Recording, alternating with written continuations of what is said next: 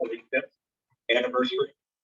One of our more distinguished section members, Buzz Aldrin, indicated that he'd like to have an event at the California Science Center, organized by the section. And Dean, I think you have to be the chair of the section at that time. And so Dean got involved, and it was a challenging time for Dean because he was in the hospital for a while. And Buzz was calling him from Antarctica, wondering how things were going with planning the event. And so, Dean, you really should have gotten the Sustained Service Award back then. But you've done so many other things before then and since then that this honor is highly, highly well earned and deserved. So I'm going to walk over there to give it.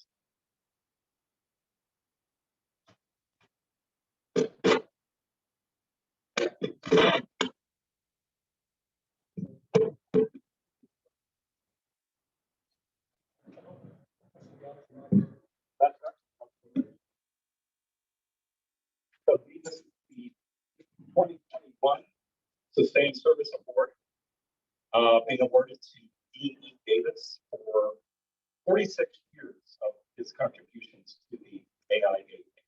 So let's have a round of applause.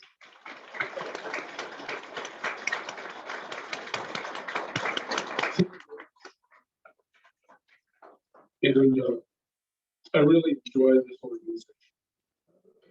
I started in college as a chairman.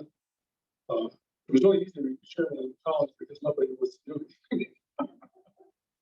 And then I seen it was a very unique way of making money. None of the students wanted to throw up any money to run the section.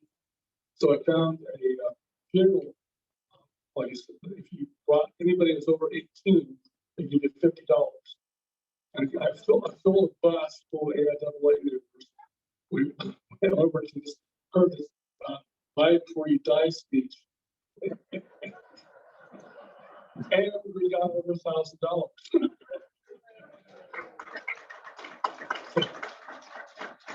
So thank you.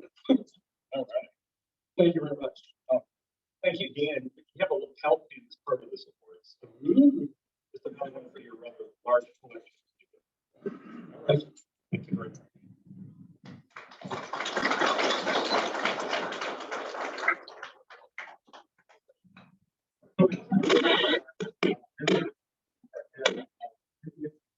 For protection. And I'm not sure how many of those individuals are here this evening, but one of them is, for sure, Bill Baldwin, who is celebrating his 50th anniversary as a member.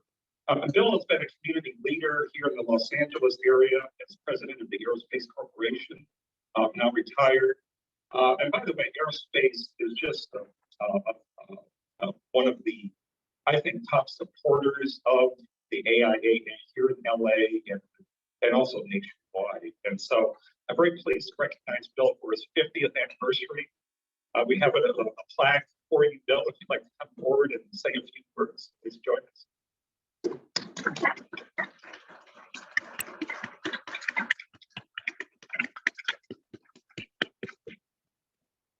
Congratulations. I'd like to say just a few words about the importance of AIAA and professional societies. I used to give a talk at universities called the 10 Lessons you Didn't Learn in Engineering School. And one of them was to be active in professional technical societies. For me, it really paid off. I've actually been a member of AIAA for more than 50 years. I was a student member, like Dean was, when I was at Berkeley. But when I finished my PhD, went to work at NASA, I had a wife and 2 children. I couldn't afford the dues. So for a couple of years, I dropped out. Then when they reduced the dues, I joined again. But anyway, one of the highlights of my life was being elected a fellow in 1982, I guess it was. And then the same year being elected to the AIAA board. And why this is important is, of course, we have the technical meetings, we all get papers there and interact with our colleagues, but it's a good way of getting recognition outside your own organization. And without risk, taking on challenges, management challenges, where you can show what you can do with little risk, because if you screw up, you're not killing the profit in your company. Maybe you just don't get, the accolades that you would expect if you succeeded. But during the time I spent on the AIAA board and as the AIAA president, I got to meet a lot of the industry CEOs. I knew them all, and by the time I retired from NASA and went to industry, I had a lot of people to talk to about what to do next. So I highly recommend young people in this business be sure and be active in organizations like AIAA. I'm very proud of the fact that my father was an AIAA fellow, and my son, my oldest son, was also an AIAA fellow. So I never missed a fellows dinner when my father was alive. Now I don't make it back as often as I do, but I really appreciate the opportunity to be part of AIAA. And thank you. Oh, you're very welcome.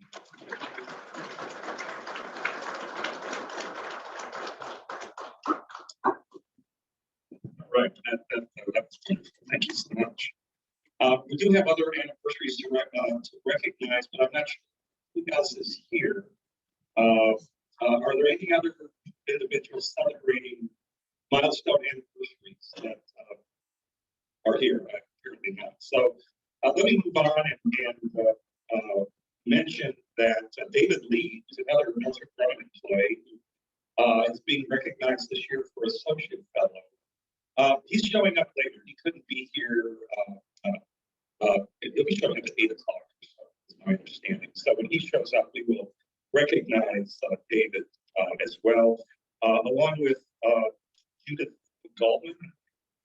She's planning to come. Is that right, Kit? Yes. Yes. Okay. Thank you. That's what I thought. Okay. Well, thank you so much. Now we move to the next category of award, which is technical excellence. And I have to say, it's really a lot of fun being here in the LA area, surrounded by, I think, the most amazing space companies in the world. And I'm not aviation, but I'm a space guy, so I tend to focus on space. We're equally blessed with aviation companies in Southern California as well. And so every year we recognize phenomenal accomplishment by members of our community. And this evening is no different.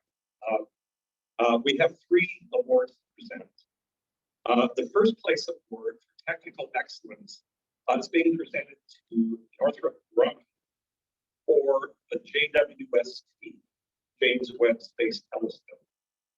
Now, I admit that I'm maybe somewhat biased in getting excited about this award because I have a PhD in astrophysics and I was an infrared astronomer. And I know some of the people that Amy worked with at UCLA are people that I actually used to know quite well, decades ago. So for me, JWST was a very special system, just mind-bending accomplishment of design, development, testing, launch, and I expect it to completely revolutionize our understanding. So it's really with great pleasure that we present the first place Technical Excellence Award to Northrop Grumman for JWST. And so, Scott, would you like to come forward to receive this award?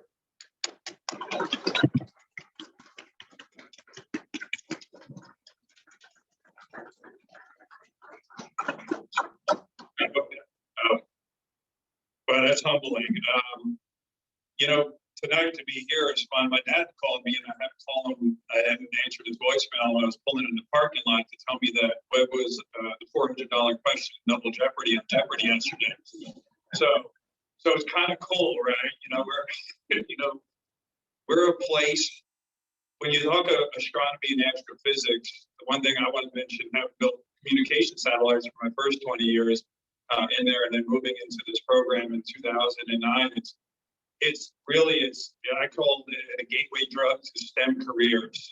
You can wake up and go outside and look at the sky and then wonder what that is. And it enamors, folks from everything. You want to talk about diversity and inclusion, and you go to an AIS conference and you really see the engagement of folks that are into science.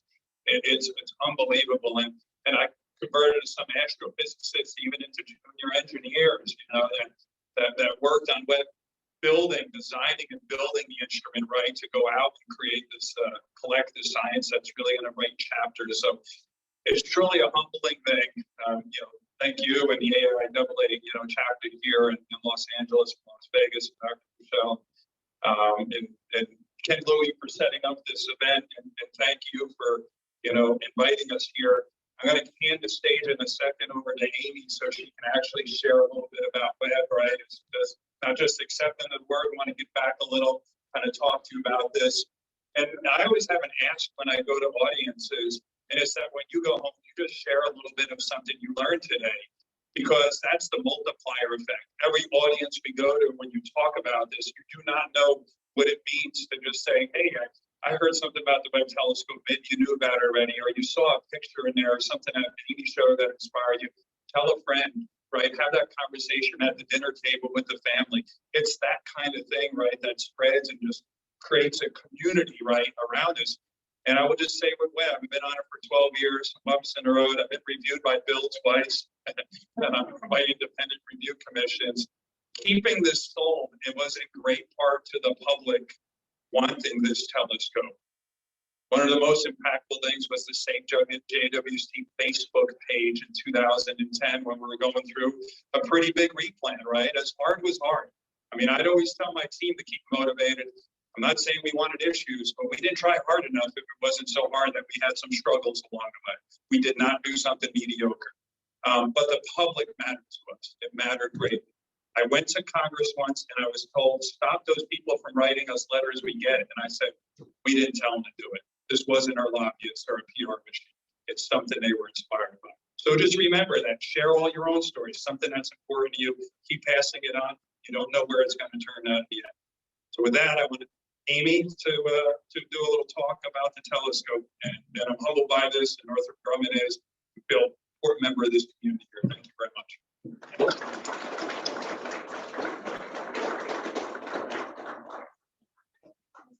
Hi, my name's Amy Lowe. Thank you for having me. I joined AIAA in I think 2005, and I was very active in some of our technical committees. I was the chair. I was the chair and I nominated you to succeed. I think so. That's right. Yeah. I think fortunately I continue to like still winning the space system. It's support for that's right. I would not that didn't happen. We have this track record on our committee of winning the best STC every year. right, every year. Yeah. And That's fiction. oh, is it? The great group. By the time I came on, we were on like 5th year in a row, and I got a right year. I was like, this year with this stuff. We got a scoring card, and I made sure that for everything we did, we like scored points on the scoring for the STC. Anyway, so, so thank you very much for having me. I'm gonna go through things about DPST. I'm sure you all have heard a lot about it. So mostly I wanted to give you a little bit of an insider perspective on what it was like to work on JVST. So I think we're going to start with a video.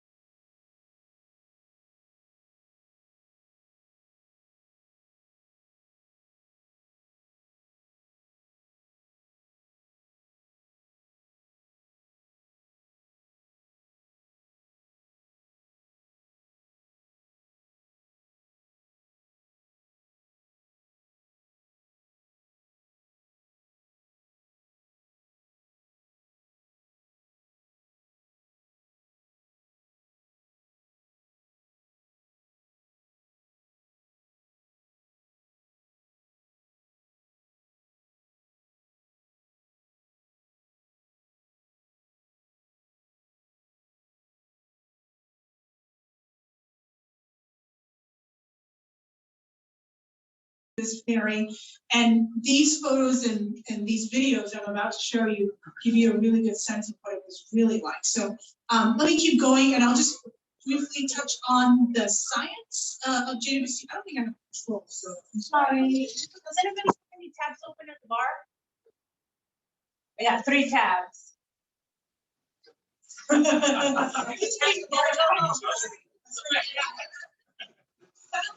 So to motivate the science for JWST, this is obviously not a JWST image.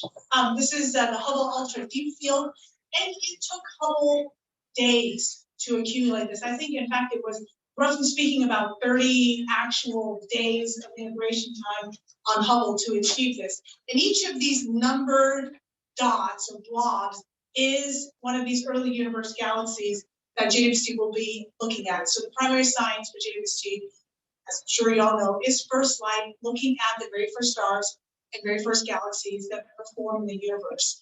And just to give you an idea, Hubble couldn't quite look back far enough to see the very initial set of stars and galaxies that had formed. And so this was the best that Hubble could do. And so really, as the evolution of Hubble, JWST's job is to peer beyond this and look at other things. Having that kind of power and capability, of course, means that it can not only look at these very first stars and galaxies, it can also then look at subsequent evolution of galaxies through time and come up with a picture of how our universe evolved, how galaxies formed and evolved, and of course look at our very nearest stars and galaxies, because of JWST's power, really help open up sort of the fourth area of science that JWST, and probably one of the more exciting ones, especially in recent years, is its ability to image exoplanets. So the field of exoplanets have really exploded in the last 20-ish years. I think NASA just announced something like 5,000 exoplanets in for detections. And so what Webb is going to be able to do is add to that, of course, in terms of being able to confirm the existence of exoplanets. And dear to all of us that have been working on this for a long time is the hope, and it's not a definite, but it's the hope that Webb may be able to actually image some exoplanet atmospheres. And so the reason why it's a hope and not a definite is that, well, Webb is extremely capable. Exoplanets are extremely difficult to image. So we have to get lucky. These planets have to be relatively bright and relatively far away from their host star. So the light from the host star doesn't overwhelm Webb, and that's all we see. And so if nature cooperates, there is possibility a Webb can image exoplanets, atmospheres, and of course, things that we're most excited about in atmospheres and exoplanets are non-geological or non-natural signatures. And if things are very strange, if there is abundance of oxygen, for example, using Earth as the only example of a planet that has life, we have a whole field that's exploded, astrobiology, of things that we could potentially look at that would be biomarkers. That would, of course, be one of, in my opinion, the most exciting things that would actually ever have been discovered. So I'm really looking forward to the beginning of science for Webb. Let me move on and go to the next one. And this is a video of, it's a very sped up video. This event happened in 2019, and this is really when the Webb telescope became an observatory. Prior to this, there was the sun shield in the spacecraft portion that stayed in Redondo Beach, where we were busy building it up and testing it. And we had shipped the structure for the telescope over to Goddard so that the mirrors could be integrated and the science instrument could be integrated. And then the top portion, the telescope and the instruments, underwent a set of testing at Johnson. Mirror alignment, cryogenic testing, and then it was shipped back to the Redondo Beach facility. And in about a minute or so is when it became a unit. That's when we integrated 8,000-pound telescope portion onto the spacecraft. And you know, I can go on for days and days on the intricate details of exactly how we were able to do that. Just to give you some numbers to think about, 8,000 pounds. And what we were trying to do is line up 6 interfaces between the telescope and its resting point on the spacecraft. And those 6 interfaces were about 3 inches large, about this.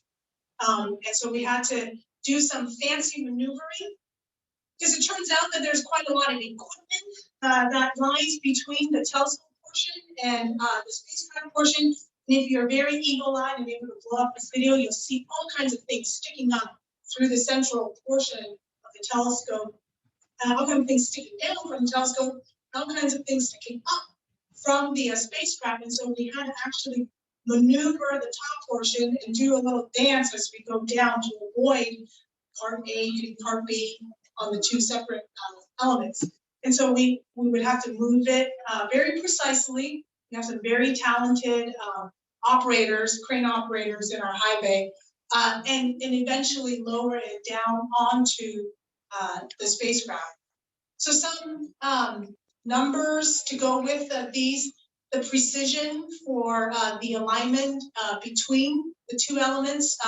There are various ways of thinking about it. In a gross way, the sun shield had to be aligned to the telescope. The deployed sun shield with its edges had to be aligned to the telescope to better than something like a centimeter. So this is the whole tennis court size telescope after deployments, accounting for all the errors that could be had on orbit. The tolerance span we have was less than a centimeter. And then when you look at exactly how, for example, stable JWST had to be, over about 10,000 seconds, we had a requirement for, I'm going to translate it into nanoradians, about 20 nanoradians. That was this image stability requirement. So these are very small numbers, very difficult to hit. I think there's a little bit of jury still out on whether we hit that exact image stability requirement yet. But everything's been looking extremely good so far in terms of our alignment. So I used to be the JWST alignment thread lead. So once the sun shield #1 was deployed, there was a big sigh of relief. When the mirrors were deployed, there was also a big sigh of relief. And then the real sort of, okay, I mostly did my job right. Relief came along when we actually reached the proper cryogenic temperatures. We're able to.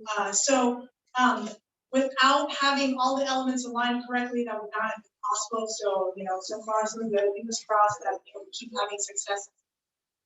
And I think that will be the video. Why don't we go on to the next one? So this is the Ariane supplied video of the launch. And I gotta say, I myself was really surprised sitting at the Mission Operations Center. Tons of music. Sitting in the Mission Operations Center by the quality of the video that was available, and the fact that one of the most time-critical things we had on JWST was to deploy our solar arrays, and we have contingency plan on contingency plans. Those of you that work big missions know the kind of things I'm talking about on what to do if X, Y, Z, or any little step in the process went wrong. We had backup plans, we went to rehearsals, and I was in the control room, and part of my job during this phase is to make sure that we got on it and executed any contingency plans if anything went wrong. And so, we're sitting around with a book, kind of, hands hovering on it. I'm staring at my telemetry screen at the sign of any issue. And then lo and behold, on the video, you can see the solar array comes out, and everyone goes, yay! And then we all looked at this big book we had and went, I guess we don't need that now. So then I think within 5 minutes of this, I left the Mission Operations Center, except after 15 hours and went across the street. So this was one of the best videos of really my career. It was a huge sigh of relief. When you ask us, we would tell you, of course, we're confident that, things would work. We've done testing, give you all the engineering data. In the end, it really just comes down to these seconds of, is it gonna really just come out and work the way that we expect? And thank goodness it did. All right. So, the next one. I've only got a couple more slides now, no more videos to show, and I wanted to just acknowledge the fact that we had an extremely talented team. This is probably recognize the top half of this photo. This photo was taken after the very last deployments. We piled the entire team in there. This is actually the high bay crew. There's another photo that's not here, which actually has me. Fortunately, I'm not this one, I'm the subsequent one. And that's the engineering team. So, you know, we wanted to commemorate this. So one thing about Webb that's special is we all, a lot of us that worked on it knew that it was going to be one of our once in a lifetime experience. We knew that it was going to be a little bit of, you know, the story that we're going to be telling for kind of the rest of our careers and our lives. And, you know, later on, when 20 years later at the bar, oh, you worked on Webb, oh gosh, I worked on Webb, blah, blah, blah, creating stories. So we were very deliberate about taking photos, about, you know, commemorating these events. And so this is one of these photos that we all treasure and look back on, and, you know, put little arrows and sticky faces on. I don't know this is, I don't know this is. So anyway. Anybody could say you're in that picture. That's right. That's right. Scott to be in this picture for all you know. That's right. All right, next please.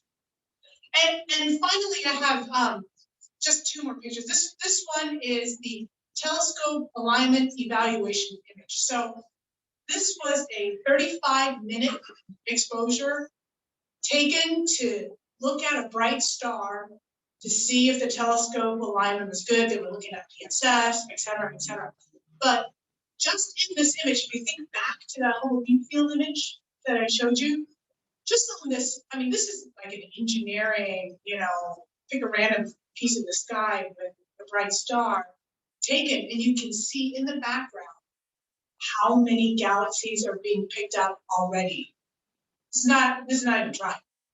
And so the fact that Scott just shared with us that, you know, that they're in the phase of the program now where they're trying to, you know, take some flat fields and darks, and they're having trouble finding dark enough patches for JWST.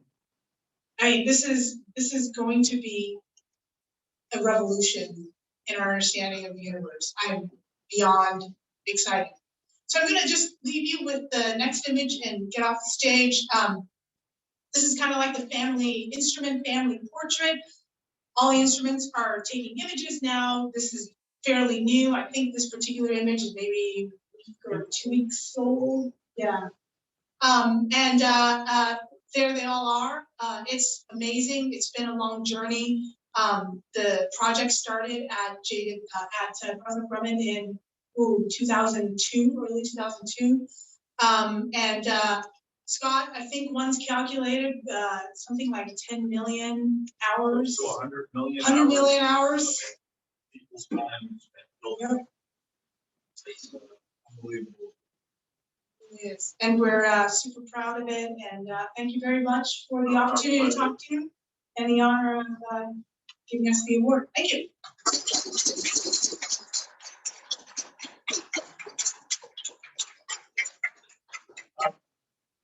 Danny's willing to take a couple of questions if anyone would like to give one.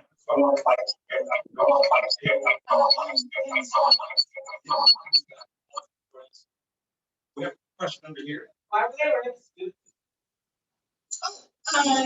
Let's see. So JWST was done in a clean room, and so in the clean room, wear suits because the largest contaminant is, of course, the human body. And so the reason why we had to be in a clean room is because a couple things. We had those mirrors need to be kept very clean. Any kind of contamination would be reflecting light, for example, and any kind of light reflected from the mirrors would not be going into the instruments themselves. We got to collect every single photon from these galaxies that we can. They're not bright. There's not a lot of light coming off of them. And so we need to make sure we get everything that we possibly can. And so everything needs to be very clean and pristine. Not to mention the fact that, you know, you also don't want things caught in mechanisms. For example, a stray hair. I I don't know, somebody's button, things like that. You certainly don't want any of that kind of stuff in any of your mechanisms if you wanted to deploy anything. So there's a lot of reasons why we put these spacecraft in clean rooms. That's why they were very fun. I can put the bunny suit on in about 3 minutes. Oh, you're good. I am. I'm ashamed. I am. Congratulations on an outstanding mission today, and with all the risks that you folks had to retire, very impressive. Thank you. So years ago, I talked to a guy named Frank Drake, who's an astrophysicist. Remember the Drake equation? I do. And at that time, yes, we were talking about the study program, probably 3 years. And we were looking at the coefficients. Mhm. And what you folks are doing, it seems to me, is you're reducing the uncertainty in some of them by actually identifying a number of exoplanets. But could you say more about that? How do you, this is an equation that tells you the probability that there's Right. some Earth-like planet out there, but Right. what's your, you know more about this than I do. Well, I don't know about that. I mean, you talk to Frank Drake himself. He's really the inventor of the Drake equation. The Drake equation basically is a multiplier. It does things like, for example, how many stars are there in our galaxy? How many of these galaxies, the fraction of them that have planets? What fraction of planets have an atmosphere, for example? Sort of follow along the train of thought that leads you to life, right? And so each of those are assigned a symbol and a fraction, and you multiply all those fractions together. That tells you the probability of finding life. And so the field of astrophysics, there's been a sort of heading towards quantifying each of those fractions, and we're kind of working our way through. So we know, roughly speaking now, how many stars there are in the galaxy. And then we know, for example, we have a really good idea now of the fraction of stars that have planets. And it turns out that overall, it seems to be pretty close to 1, which is a huge departure from when Frank wrote his equations, because the thought then was that that fraction may be fairly small. And then the question will be, well, how many of planets are there around each star? And again, the number could range from 0 to a lot, right? Our own solar system has a lot. But again, back in the day, the thought was maybe it was, much closer to 0. And now, given what we know, we think there are, multiple planetary systems are much more prevalent. And so really then it comes down to the thing that we still cannot answer, which is the prevalence of life.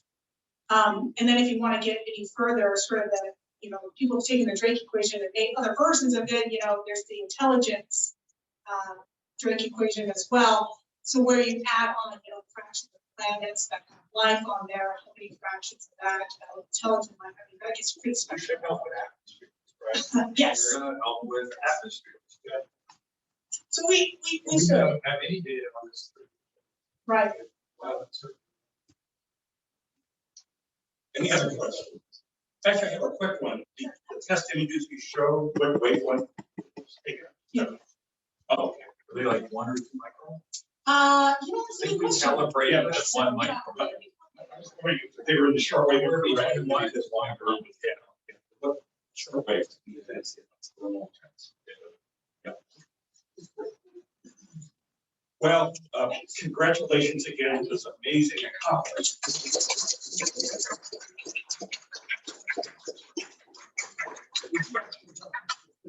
Appreciation for your talk. So, opinion and stuff. So.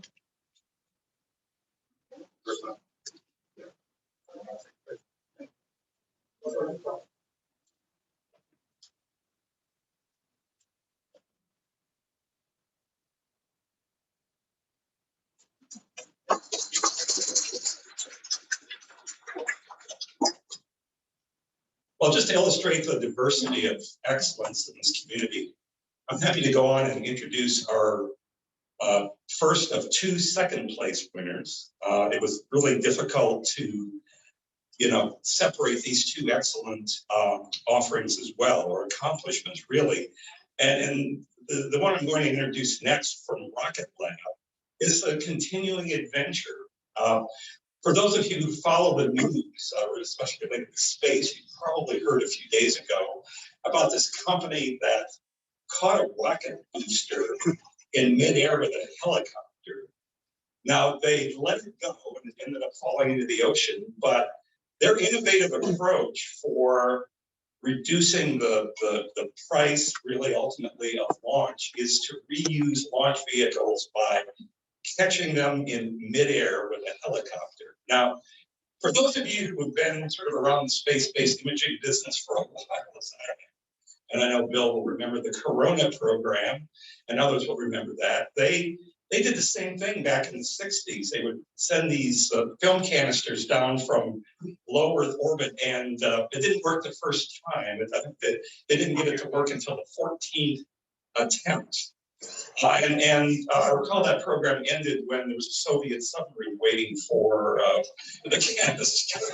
And by then they had CCDs and electronic cameras, so they could move beyond film. But anyway, what a daring thing to do. And we're so pleased to recognize you for technical excellence in this program from Rocket Lab. Lars is another good friend of ours.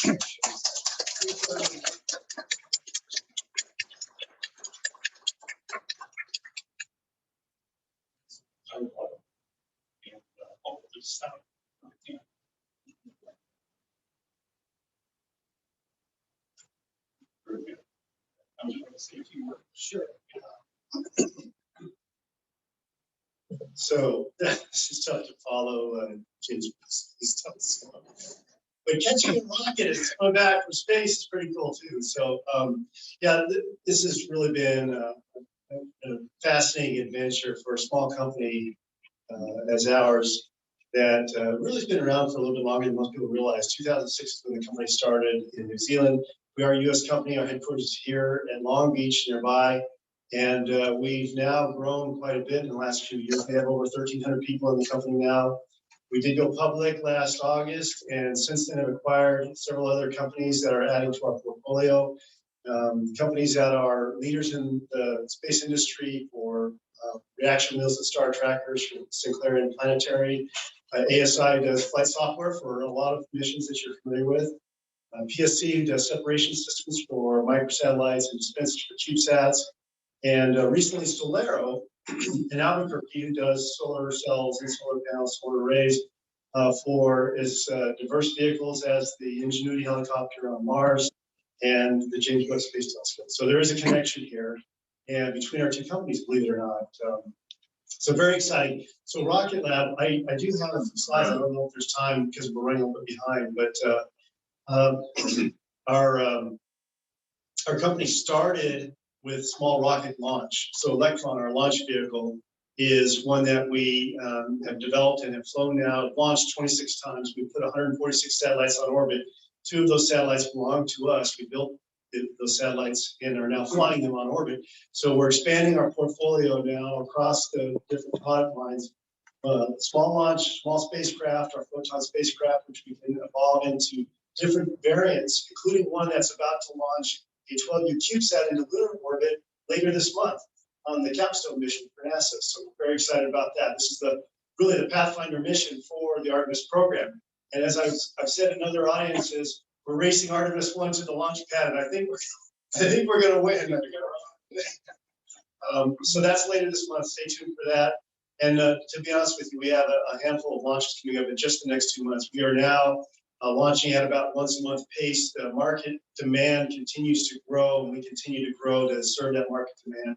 But really the recognition today, besides some of these innovations that I've mentioned already, the small launch, spacecraft components, mission operations, and so on, is our Neutron launch vehicle that we unveiled last year.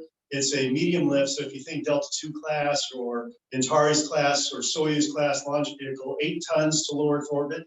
Just to give you a comparison, Electron is 300 kilograms to low Earth orbit. Neutron will be 8 tons to 15 tons to low Earth orbit. But what makes it really special is there's a lot of things that make it special. But one of the things that makes it special is it's almost entirely reusable. We're going to launch Neutron from Wallops Island in Virginia, our second launch complex that's we opened about a year ago. We'll be launching Electron from there, but Neutron will launch from there in 2024. And just this last couple of weeks, we did a groundbreaking out there for the Neutron manufacturing complex 250,000 square foot facility right outside the gate of NASA's Baldwin flight facility. We'll build the rockets there. We'll roll them onto the flight facility in a vertical configuration. So think VAB out to the launch pad, and then we'll launch it from there. Now this rocket is going to launch. It's going to get almost to orbit. The fairing will open up and stay attached. So this is something a little bit different. If you think back to the shuttle orbiter days, opening the doors, sometimes launching payloads and then closing it back up. It'll be sort of like that. We'll open the fairing, we'll deploy the second stage with the payload onto its intended destination, its intended orbit, and then we'll close the fairing up and we'll return to launch site, propulsive reentry and landing, much like the Falcon boosters that you've seen do quite often now. It's almost become routine. I was at SpaceX 4.5 years, and I remember in 2014, 2015, when we were smashing them in and it wasn't so routine, and now it's become routine. Well, guess what? That's the new way of launching and recovering rockets. Electron is a little bit different. Yes, catching it with a helicopter. But Neutron's going to come back propulsive landing either at the launch site or downrange. So it gives us a wide range of performance. Very excited about this.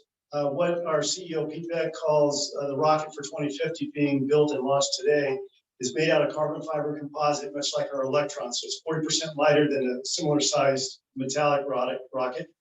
And it's got that attached fairing. It's got integral landing legs. It's got a lot of additive manufacturing. We're really just basically taking everything we've learned from the last 15 years and rolling forward into a brand new clean sheet design that I think is going to be very impressive to a lot of people. It was designed in that performance class to serve as all of these mega constellations that are being unveiled almost daily. There's a new constellation customer calling us and saying, hey, can you help me deploy 15 of my satellites into a plane at a time?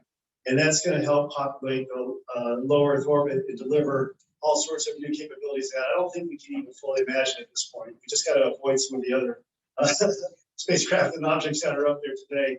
But very exciting time to be in this industry. And I'm just humbled to represent our company, Rocket Lab, right here in Long Beach, homegrown, and to be in this esteemed company and following the James Webb Space Telescope program. Really quite a treat, and to be able to share the connection between the two companies. So thank you all very much. Really appreciate your time and attention. Thank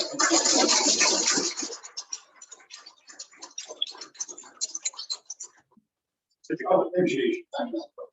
Wonderful. Thank you all very much. Good job.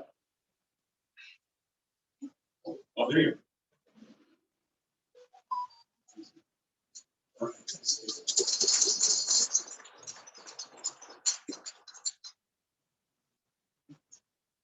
So Lars is actually a repeat award winner in the sense that when we gave the award to SpaceX a few years ago for the first successful return of a first stage, Lars was part of that attempt as well. So thank you for your personal contributions to innovation to keep things moving forward in launch vehicles. Well, our next Technical Excellence Award is to Millennium Space Systems, another innovative member of our Los Angeles area aerospace community. This is for yet a very different project. We've gone from the grandest optical infrared system ever put into space to a new approach for recovering launch vehicles to something called Drag Racer, which sounds like a really cool concept for small satellites. So we have it all here in the LA area. We've got the biggest, we've got launch vehicles, and we're also continuing to innovate with small satellite systems. Now, I haven't actually met Patrick. I assume I thought that might be you, Patrick. Please come forward and receive this award from Millennium Space.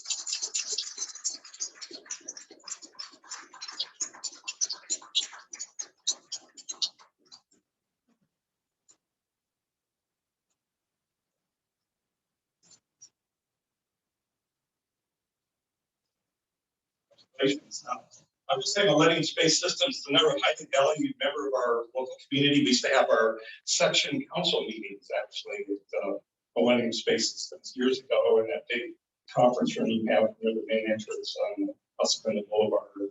So it's great to have you here as well. Would you like to say a few words? Oh, sure, yeah. So first off, thank you everybody for the recognition. Thank you AIAA for giving a small satellite like Drag Racer a very unique and fun place next to such very, very different larger scale programs. It's really, I was joking around with some colleagues of mine back at work. We've got James Webb Telescope, about as Class A as it gets. And then on the other end of the spectrum, we've got a really exciting opportunity for small satellites and what we're demonstrating with Drag Racer, which is, I don't think you even have a class for something like Drag Racer. It's there's a Class E, that's where we live. It's a lot of fun. I really like, I think this is a exciting snapshot of where the space industry is today, with all the groundbreaking stuff we're getting out of James Webb Telescope and what we can accomplish, 100,000, like many man hours into it's going to provide amazing science for generations to come, all the way down to a crack team of 5 or so dedicated individuals scraping together, outside of their day jobs, what they can on basically leftover money on a company budget.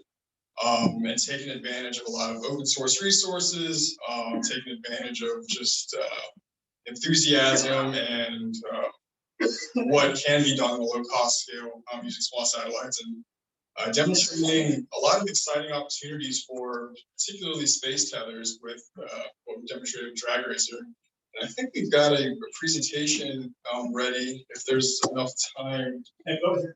We are running behind schedule, but so I want to find out more about Drag Racer. We can sprint through this, yeah. So let's see.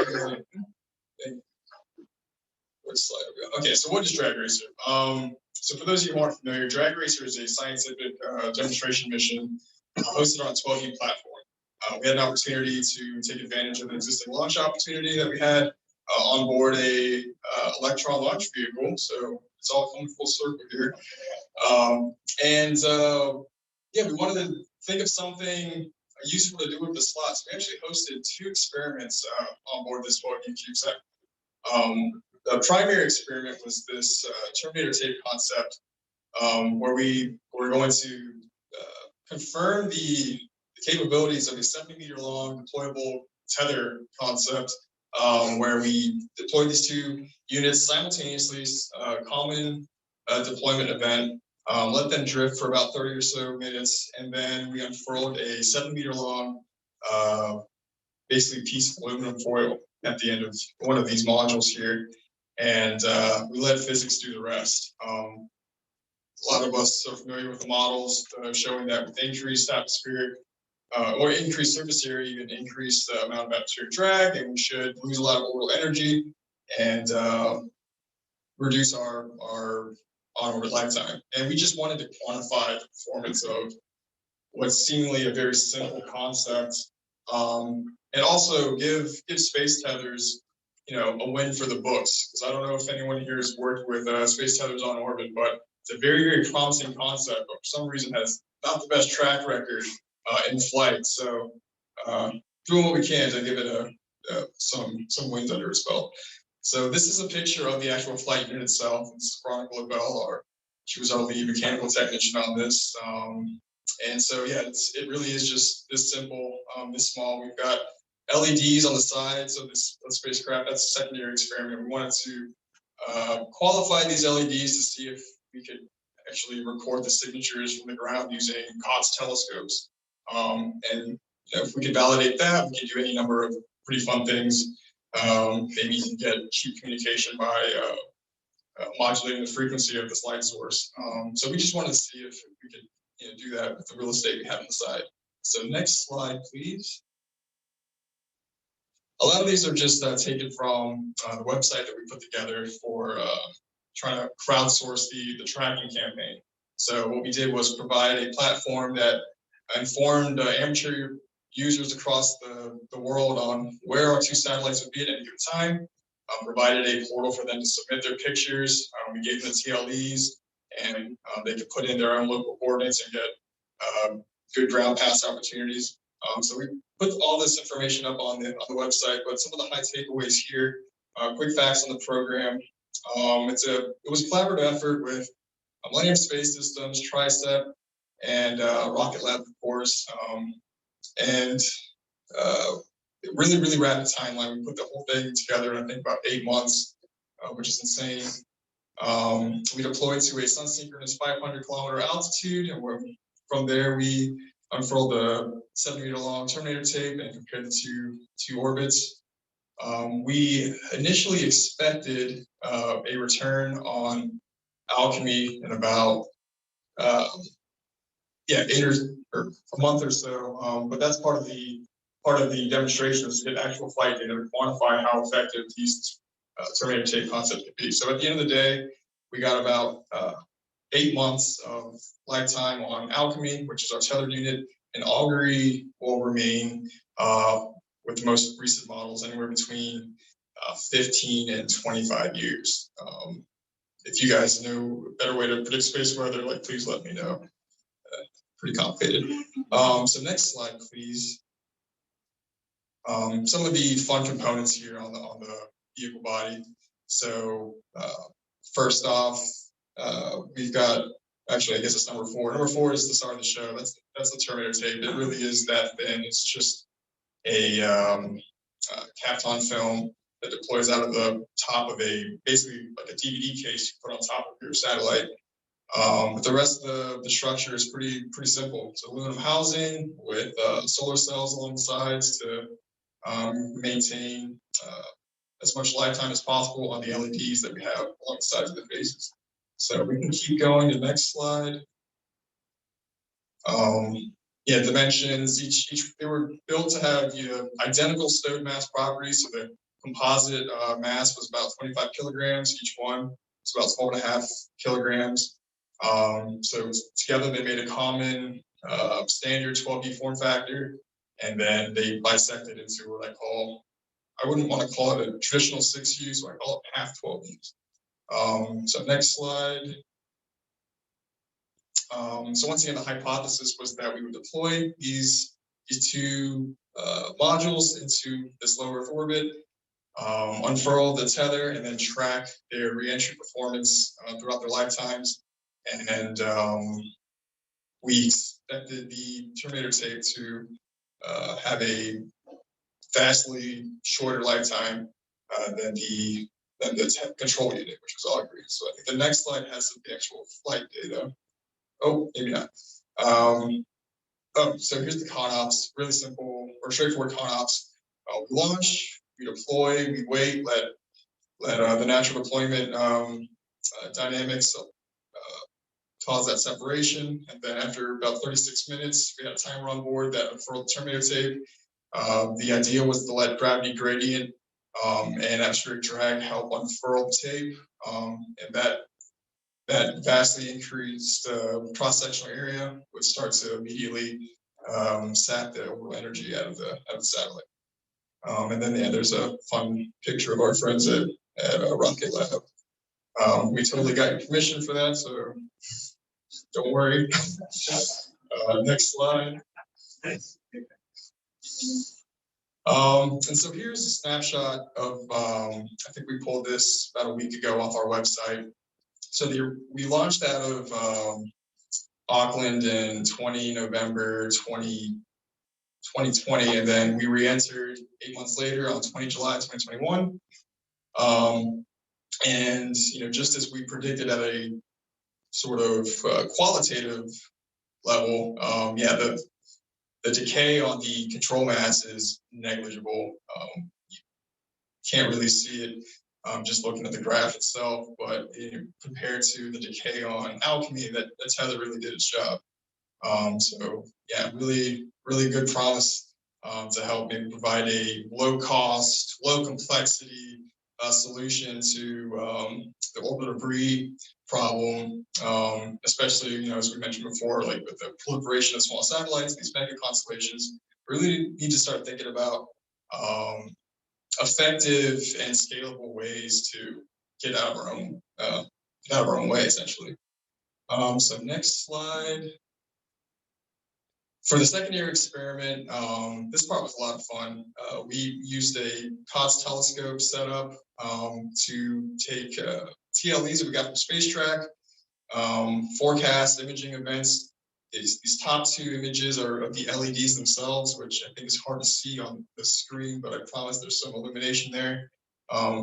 And believe it or not, we actually got these images from the parking lot right down the street at Millennium headquarters. So even with all this light pollution, those LEDs were able to create a large enough signature for our telescope to capture.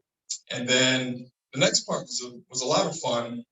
Towards the end of the Alchemy lifetime, we snuck out to the desert at Joshua Tree to try to capture sun glint off the tether.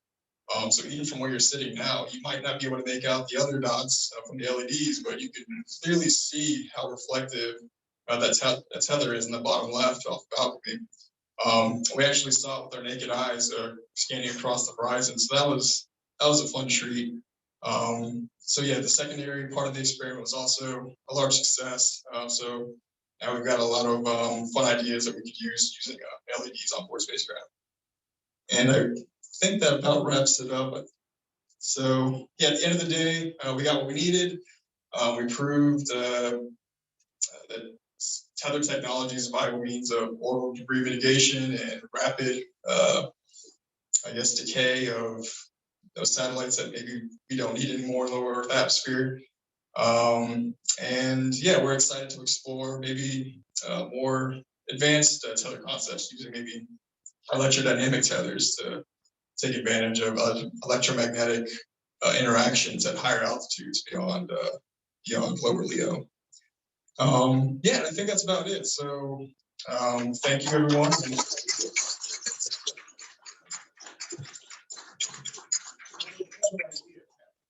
Congratulations. Your presentation. That's a lot. Now you're welcome. All right. Well, congratulations again to all of our technical.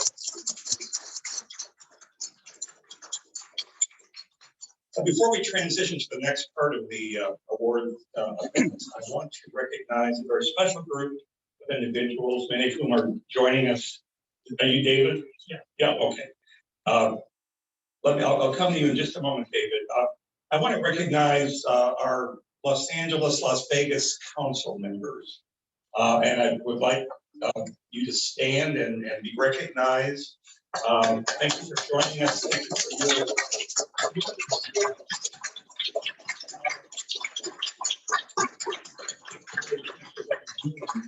Now I have to give a special recognition to our event program director, Dr. Ken Louie.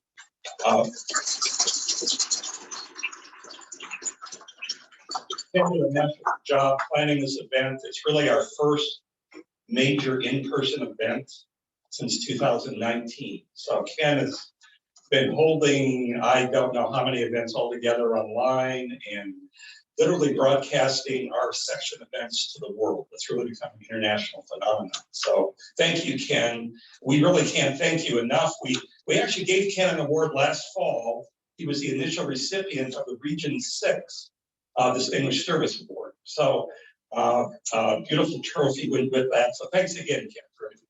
Thank you. So David, thanks for joining us. I'm pleased to recognize David as an associate fellow of the AIAA. So you have another great evening for North Carolina. Yeah, thank you very much.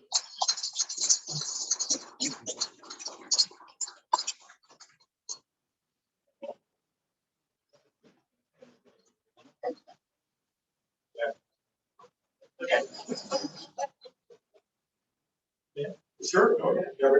We're running behind schedule. I'm just going to acknowledge all the award winners tonight and for all of the contributions, Scott and the team. But I also wanted to acknowledge my Cordera and Millennium. Part of my award is for leadership of teams that we're working on and develop technology to put electrodynamic tethers in space. So as part of my work, there's so much of this community is here. Jim Wertz and Jeff, I was one of their subsection authors for C-SPAN. So I mean, I think that it just goes to show the depth and the strength of the aerospace community here in the Los Angeles area, and my kudos to the chapter for all their efforts and what we do. Thank you. Thank you.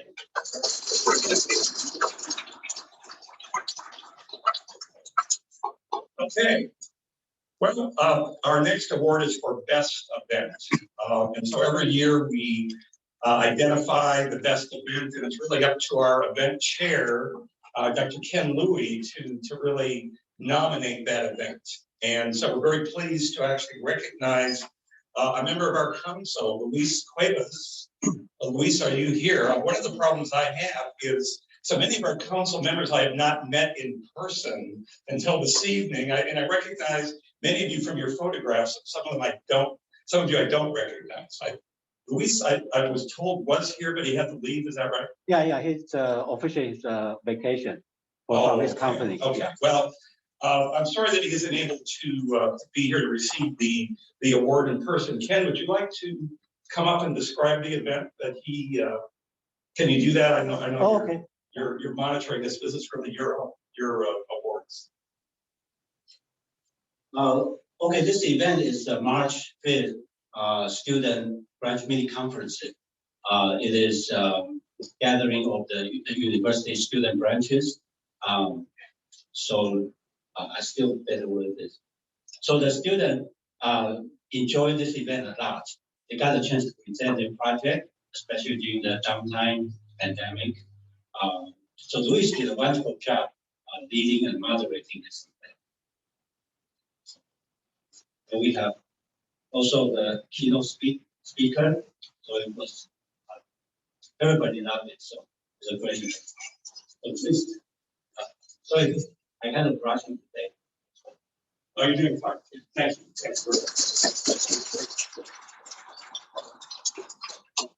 All right. Well, we're now going to move on to recognize some of our student award winners in various categories. The first one that I'm going to recognize is someone that's not here, but the namesake for this award happens to be here, my good friend Jim Wertz. We have a Wertz Scholarship established by the section years ago, probably 10 years ago, roughly. And Jim is one of our more distinguished past chairs. As one of my colleagues at Raytheon would say, he's another recovering astrophysicist. So there are a bunch of us in this industry, and I think we've made a difference. We really have. We bring a different point of view than engineers, and it really takes all kinds to make everything. So Jim, thank you for joining us. Alice is here as well. Microcosm is another innovative company in the Los Angeles area. Also in the launch vehicle business, doing all sorts of other things, very innovative concepts for satellites, small satellites especially. I think it's fair to say part of what we're doing here today is honoring the legacy of TRW. And Jim, before he formed Microcosm, was one of this amazing group of system engineers that literally wrote the book on system engineering at TRW.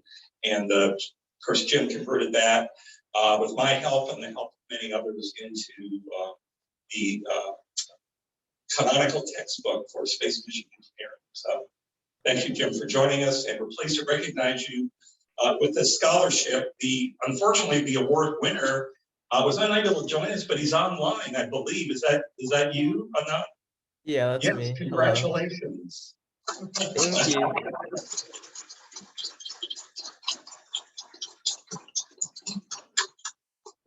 So this year, the scholarship is $500 award. We're very pleased to help Anand pay for his future educational expenses.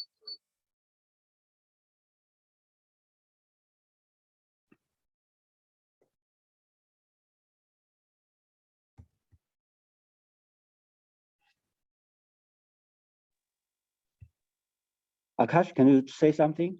Oh, sorry, I didn't get that. Oh.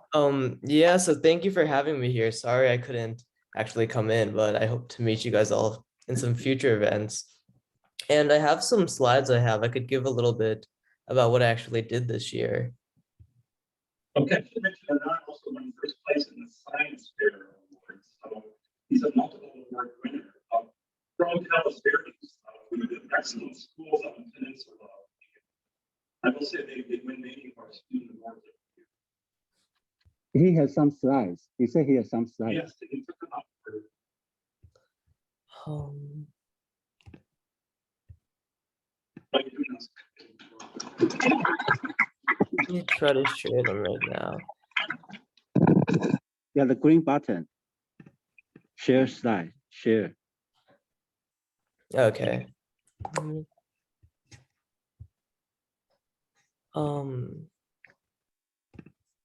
I don't think it's letting me share, but I could just talk about it a little bit right now, if that works. You should be able to share. Very strange. The panelists should all be able to share. Oh, there. Yeah, so what I kind of did is I worked on these distributed phased arrays, which are another way of actually sending high power signals, which is something that everybody's constantly working on these days. So just for a little bit of background, what phased arrays kind of are, it's when you have multiple antennas or multiple receivers, and by doing so, you're able to create these beams with a lower half power beam width. So you're able to kind of direct them better to reduce interference. And they're used in all sorts of technology like 5G for cellular communications and also for sending satellites, which need to travel long distances. So what I kind of did this year is I worked on the distributed phased array, which had multiple independent phased array subsystems. And why this was really neat is because by having all these different subsystems, you're able to make the overall system a lot more flexible and also able to really limit the costs. So what I first had to do to actually create the system of distributed phased arrays is come up with these calibration equations to account for both phase and the frequency. And this is because when I had those signals that come from multiple receivers or transmitters, that they actually aren't in line with each other. So I had to come up with these calibration equations to align both the phase and the frequency. So what really differentiates this project is more of the frequency calibration. And it's because when you have multiple independent subsystems of the phased arrays, you have to account for those changes in frequency due to the changes in the internal clock of the system. But right here is just the phase calibration equation. And one thing that was actually really interesting about this project is that because I was able to change the frequency, I was actually able to calculate the distance between the transmitter and receiver based on that slight offset in the frequency. And this was really important in sending signals to moving devices, as it's kind of another way to get their actual placement rather than using GPS. So I worked on this project also with hardware. So I used a network analyzer along with different software-defined radios and antennas. And kind of right here is the calibration I did. So I had one transmitter and receiver, and I had a known distance between them. And I would find the phase based on slight differences in the frequency of them. So you could kind of see here the phase is based on different frequencies for the specific distance. And then I put this into the MATLAB program that I wrote, and I was able to come up with this calculated distance. And you can see that they're all pretty similar to the actual distance. And there's actually a chi-square analysis that I did that was actually able to show that the distribution of the calculated distances matched the distribution of the actual distances. So then was the actual prototype of the distributed phased arrays. So I had these 3 software-defined radios over here connected to the 3 antennas. So they all inputted their 3 signals, you could see here kind of. So although that the frequencies are all aimed to be the same, because I actually use the software-defined radio and get that frequency to a lower one in order to kind of analyze it better, any slight change in the frequency would actually cause major disturbances when I'm trying to combine the waves. So I actually started out with 1.2 gigahertz waves, but actually in my system, I got it down to like 1000 hertz, just so it's easier to analyze. So you could kind of see here is when I actually add all the signals together just as they come in, you get this really random wave pattern, which is what we don't want. And then you could kind of see here with the phase adjustments, then you get this high, I mean, it's more sinusoidal, but still low power. So you need both those phase and the frequency adjustments to get that high power sinusoidal wave. So it was really neat because this final wave was actually 6 dB greater than the initial one, which is roughly 4 times higher in power. And you were also actually able to do these calibrations mainly due to the header wave. So it only took a matter of milliseconds of extra time to actually complete. And kind of just how this could be used in the real world is if you have a system with different relays and transmitters, as in that picture as you can see kind of here in this picture in the bottom, you could only have like one relay send it out to as many objects as possible, but you can't have 2 different transmitters send it to the same device because you don't have those frequency calibrations. So with this new technology, you're actually able to account for that and have 2 transmitters send it to the same device, even if they're independent systems, which could really grade in the power. And also because I use software-defined radios instead of actual phase shifters, it's a lot more flexible as it's all software-based instead of hardware-based, and as well a lot more inexpensive because phase shifters, when I did it last year to kind of create a similar signal, it was a lot more expensive. I was actually able to reduce the cost by roughly 80%. So that's kind of about this. If anyone had any questions or I should expand upon anything else, I would be happy to do so. The clever modern approach for addressing problems. Please send me your resume. I couldn't really get that, if you could say that again. I said, please send me your resume. Oh. Precedents of modern approach really to addressing this problem.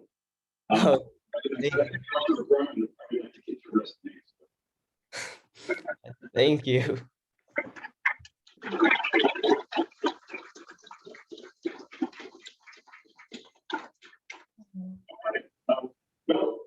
I'd like to now turn the podium over to our STEM chair, Artie, who will present the essay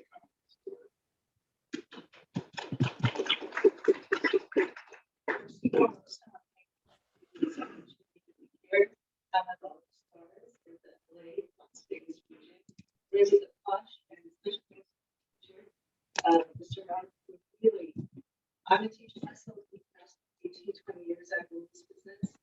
COVID really took its motivation to down zero. So when I had the opportunity, one of the really active schools, I was just blown away. Really, this week is a teacher's appreciation.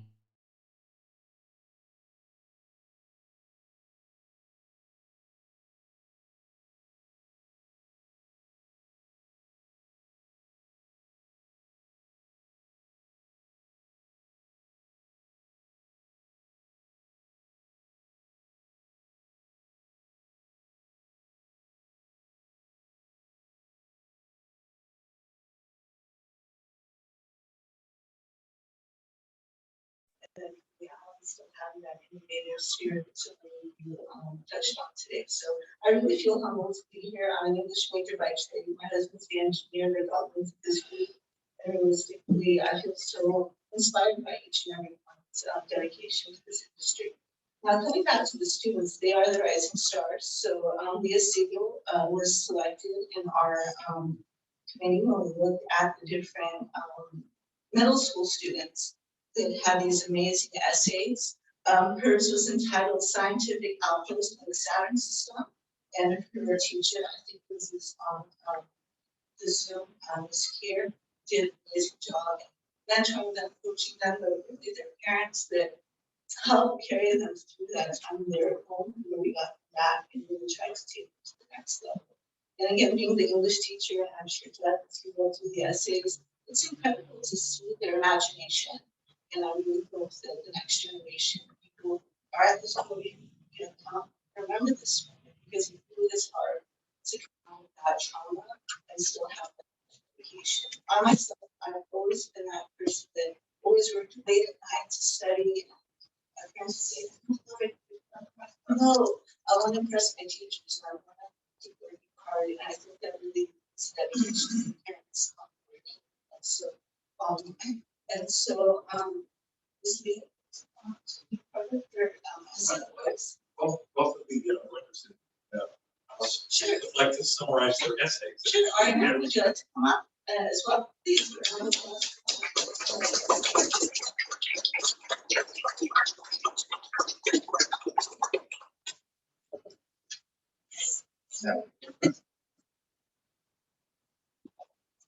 Hi, my name is Leah. Thank you. I go to Hillsborough Middle School and I'm in 8th grade, and my teacher is. I'm just going to read like the first two paragraphs. Scientific application is one of the most fascinating places in our solar system and its Saturn, its rings, and its unique features. The diversity of Saturn's moons is mind-boggling. There's massive Titan, the second largest moon in the solar system, and the only moon with an atmosphere.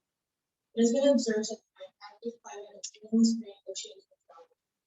There's heavily bombarded moons, whose largest crater makes the moon look like a death star from steroids. There's Tethys with its mysterious red arches waiting to be explored. There's Enceladus, whose vast ocean under the ice shelf is found to have organic molecules and possibly carbon. Exploration of the Saturn system has immense potential to significantly improve human knowledge, technology, and inspire future endeavors, as well as provide the answer to the question of resources. Africa's mission to establish a scientific colony on Enceladus. The mission objective is to explore the moon's geological features, and to study organic compounds, and gain experience living and conducting research in space. During phase 1 of the mission, a reliable source of energy will be established. Phase 2 will consist of creating a robotic base. Finally, phase 3 will begin exploration. That's just the first two.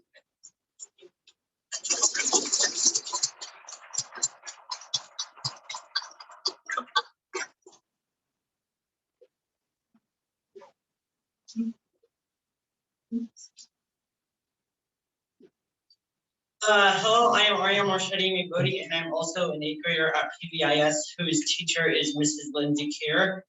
And I wrote an essay about the Strato launch system and how spacecraft can be landed back on Earth safely. So let me just pull that up real quick.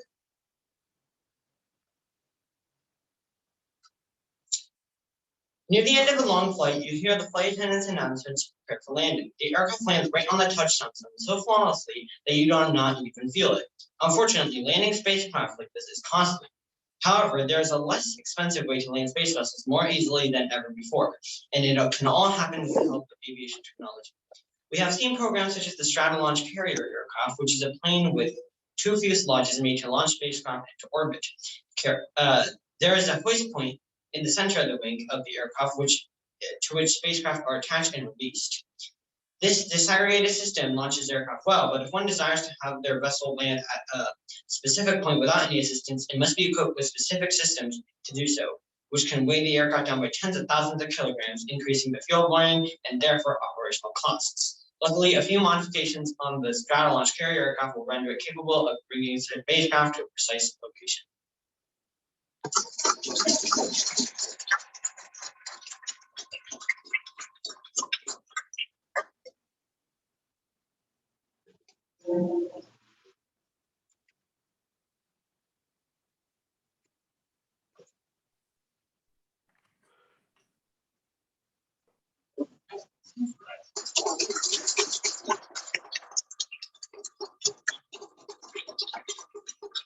I'd like to give each of you a web pin, a web sticker, and a web lanyard.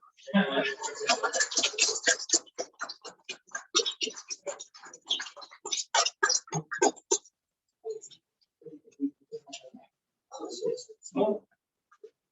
through the knowledge and technology we have, our second we can do this essay on search for life.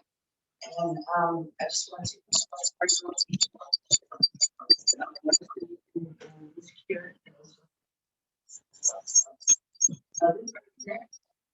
Just 1 second.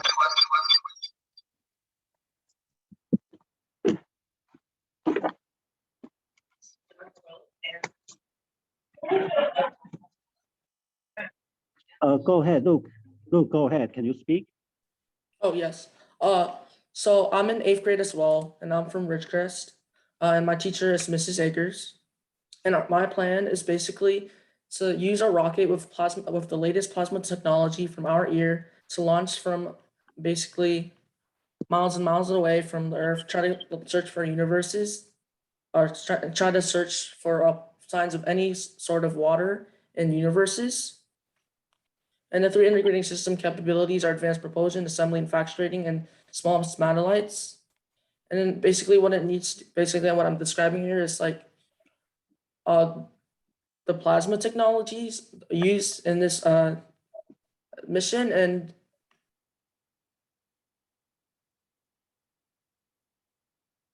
and like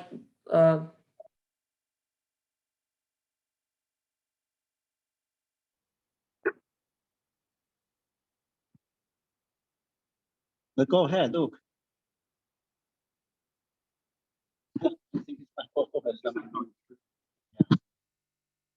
All right, thank you, Luke.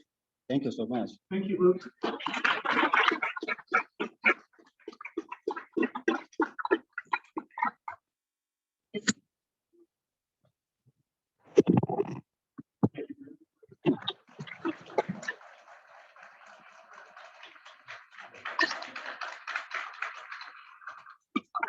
I think I saw a couple of potential projects or features.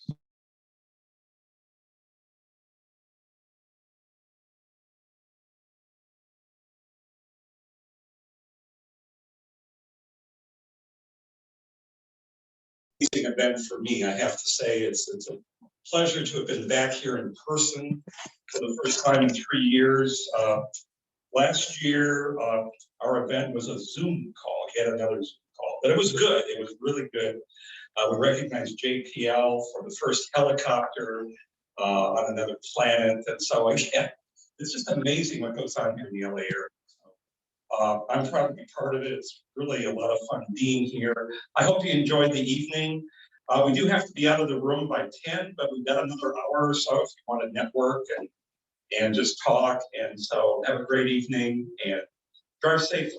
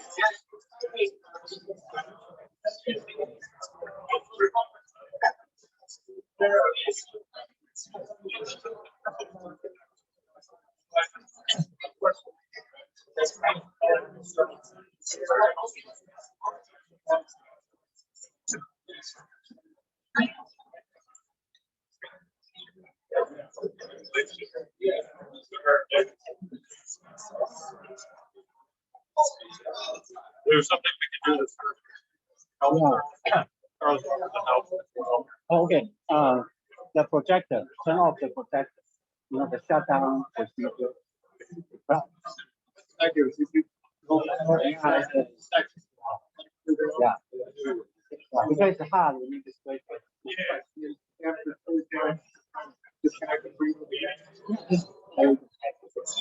Yeah, we should start to play.